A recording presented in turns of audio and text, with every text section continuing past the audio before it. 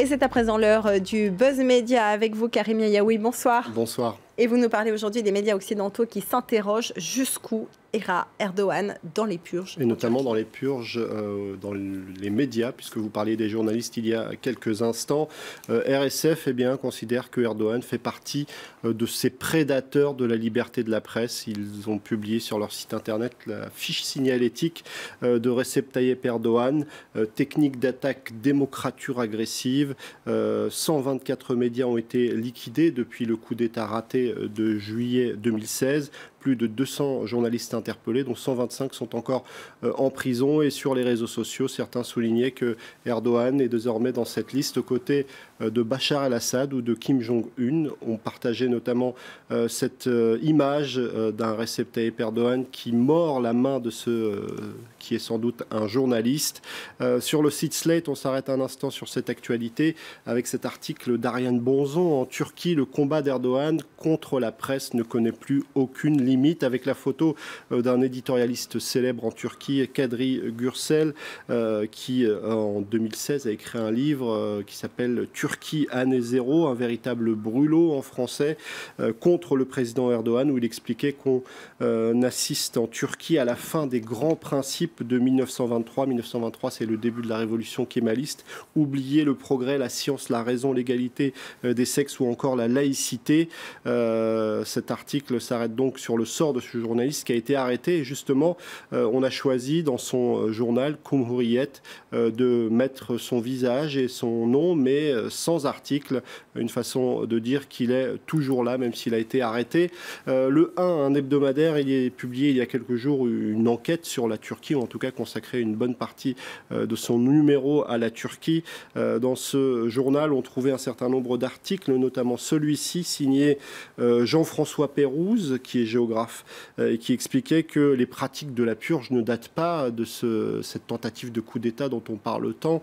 Il explique qu'en 2013, un procureur, celui d'Istanbul, considéré comme proche de Gülen, avait lancé un certain nombre d'investigations autour du président Erdogan et de son clan. Et dès lors, les purges avaient déjà commencé dans les médias, dans la presse donc, mais aussi du côté de la justice ou de l'armée. Toujours du côté du 1, on a cet article signé Ece Temelkuran, une ancienne éditorialiste de Haberturk qui a perdu son poste et qui elle aussi était très critique à l'égard d'Erdogan. Elle lance un signal d'alarme en quelque sorte en expliquant que la situation turque nous concerne tous parce qu'elle constitue un avertissement face à la montée des populismes dans l'ensemble de l'Europe. Et justement, certains s'interrogent, que fait l'Europe alors que les droits de l'homme sont bafoués?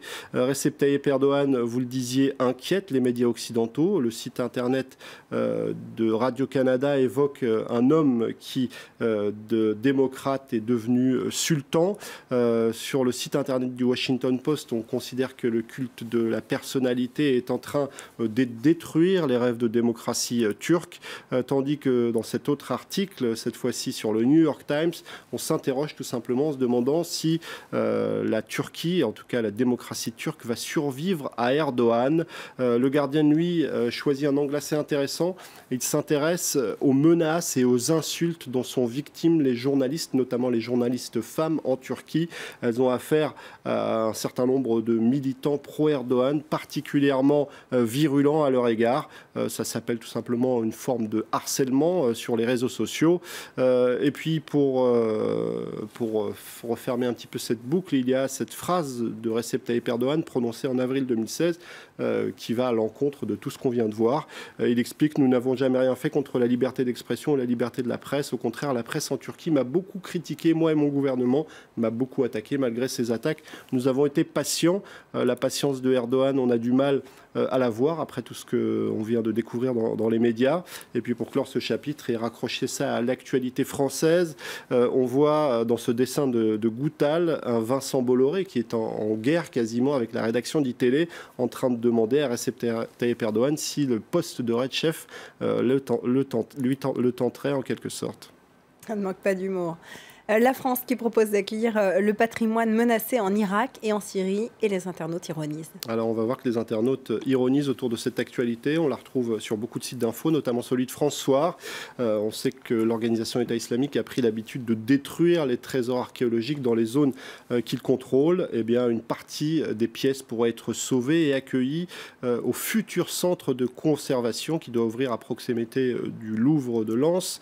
Alors évidemment, ça suscite des réactions, certaines positives, mais aussi beaucoup de critiques, notamment ces internautes qui soulignent que la France est candidate à l'accueil d'œuvres d'art, mais pas à celui d'êtres humains, en évoquant évidemment la tragédie des réfugiés. Maître Eolas, lui, est particulièrement clair sur son compte Twitter. Gardez vos crèves-la-faim qui fuient la guerre, mais vos trésors archéologiques, on prend inutile de nous remercier, conclut-il. Et puis, pour clore ce chapitre, ce tweet de cet internaute qui dit « C'est tellement cynique que je n'arrive pas à faire de blagues ».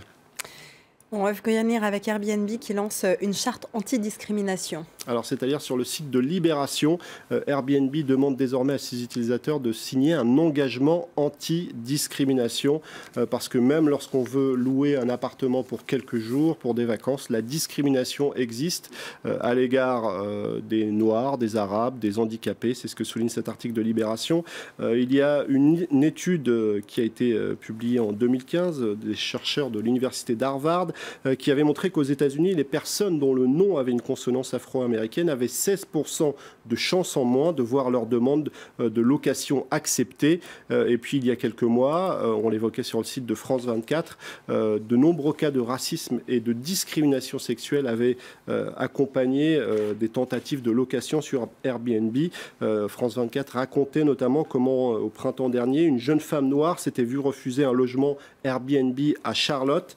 Le loueur sur la messagerie de l'application Airbnb lui avait rétorqué « Je déteste les nègres, donc je vais vous annuler. C'est le Sud, darling ». En tout cas, aujourd'hui, un certain nombre d'internautes se félicitaient de cette initiative de Airbnb. C'est le cas de Victor Renaud, mais on voit que le chemin est encore long lorsqu'on découvre ce genre de réaction sur Twitter, celle de Joachim Murat par exemple. J'ai reçu ce mail de Airbnb. Bien entendu, je compte bien assurer mon droit à la discrimination. Encore du chemin. Merci beaucoup Karim pour ce tour de l'actualité sur les médias.